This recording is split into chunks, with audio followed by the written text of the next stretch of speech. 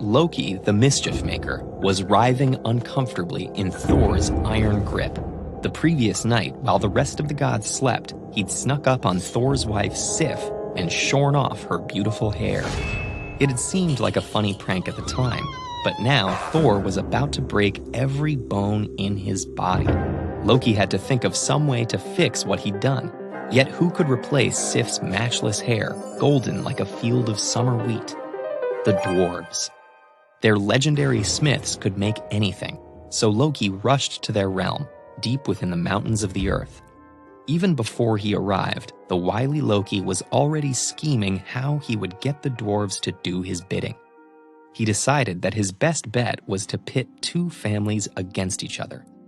He first visited the masterful sons of Ivaldi. He told them that their rivals, a pair of brothers named Brock and Atri, had claimed that they were the best craftsmen in the world and were determined to prove it in a competition.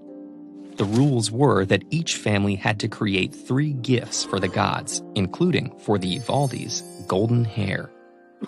Then Loki visited Brock and Atri and told them the same thing, only now claiming that the sons of Ivaldi had issued the challenge.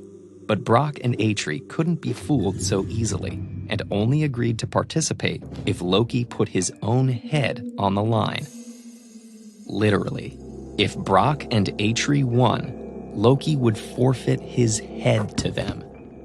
Loki had no choice but to agree, and to save himself had to find a way to make sure the sons of Ivaldi emerged victorious. Both sets of dwarves got to work. Atri set Brock to man the bellows and told him not to stop for any reason, or the treasures would be ruined.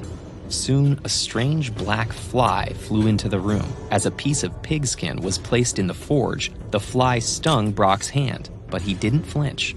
Next, while Atri worked a block of gold, the fly bit Brock on the neck. The dwarf carried on. Finally, Atri placed a piece of iron in the furnace. This time, the fly landed right on Brock's eyelid and bit as hard as it could. And for just a split second, Brock's hand left the bellows. That's all it took. Their final treasure hadn't stayed in the fire long enough. Loki now reappeared in his normal form, overjoyed by their failure, and accompanied the dwarves to present their treasures to the gods. First, Loki presented the treasures from the sons of Ivaldi. Their golden hair bound to Sif's head and continued to grow, leaving her even more radiant than before.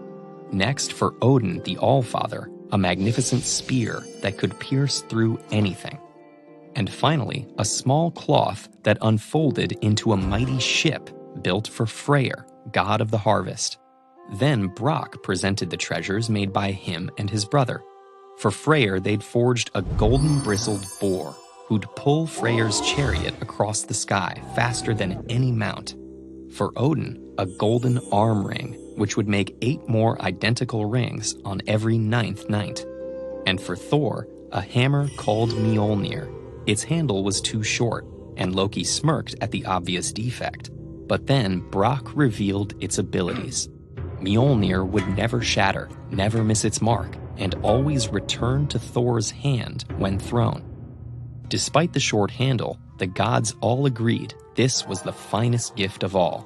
Remembering what was at stake, Loki tried to flee, but Thor reached him first.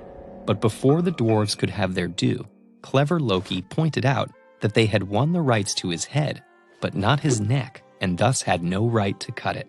All begrudgingly admitted the truth in that, but Brock would have the last laugh.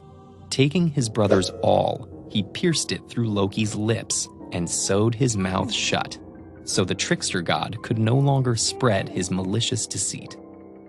Yet the irony was not lost on the gods, for it was Loki's deceit that had brought them these fine treasures, and given Thor the hammer for which he's still known today.